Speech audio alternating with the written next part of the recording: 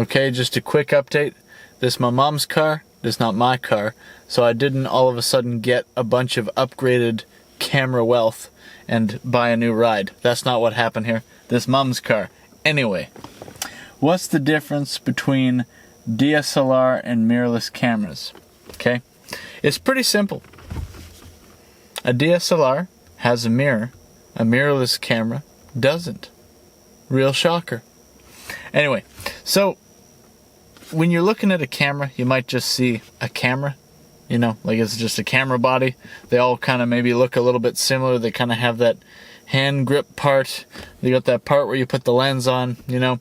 It might all look sort of the same to somebody who's not used to looking at cameras. But then once you take off the lens, it might become a bit more obvious. Because in a DSLR, if you don't have it in what might be referred to usually as live view mode, so in other words, looking through the screen, if you don't have it in that looking through the screen mode, right, you're going to have the mirror flip down. So you're going to see like this little kind of reflective looking thing, because that's the mirror in the DSLR. Why does it have a mirror, and why does a mirrorless camera not have a mirror? What's the deal? So, with a DSLR, when you're looking through the viewfinder, it's optical. So there's very little digital components to it. I say it that way because there's like these red squares, or these squares that can highlight red in the optical viewfinder based on where the autofocus is pulled to or whatever, or where it determines the autofocusing. But that's not really digital. It's more of like a... I'm not educated enough to explain it, but maybe think of it a bit more like a red dot sight. But it's like intermittent little red dots that just kind of flash or whatever. They're not like... It's not like you're looking at a screen. You're looking basically through the lens because it's an optical viewfinder. So you're looking through the little optical viewfinder on the top. That gets reflected down into the mirror and out through the lens, as far as I understand. So that's more or less, I think, reasonable way of describing what a DSLR is in terms of the mirror and why that is. Is that fair? Is that fair enough? Hopefully that's fair. With a mirrorless camera, okay, there's no mirror, hence the name, I'm pretty sure. But anyway, with the mirrorless camera, when you're looking through the viewfinder, it is a electronic viewfinder. You might see the term EVF. I'm pretty sure that's what that means. So you're basically looking into a tiny little screen in that viewfinder on the top of the camera.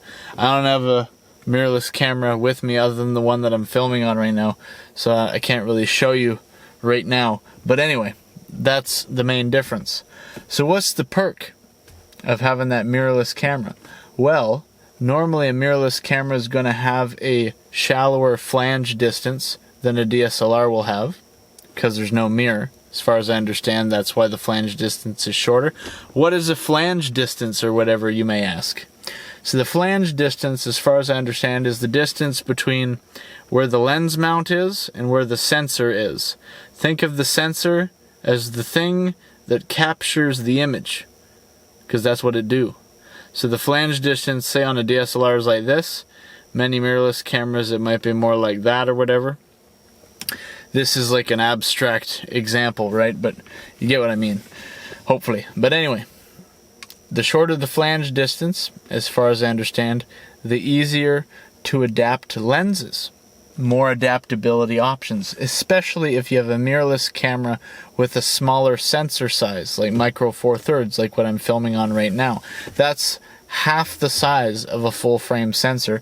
So then you could put all the full frame lenses on the micro four thirds sensor, all the APS-C lenses on the micro four thirds sensor, and of course all the micro four thirds lenses on the micro four thirds sensor.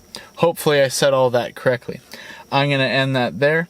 Thank you for watching. If you have questions about cameras, feel free to join my Skool community. Link in description. Thank you. Have a good day.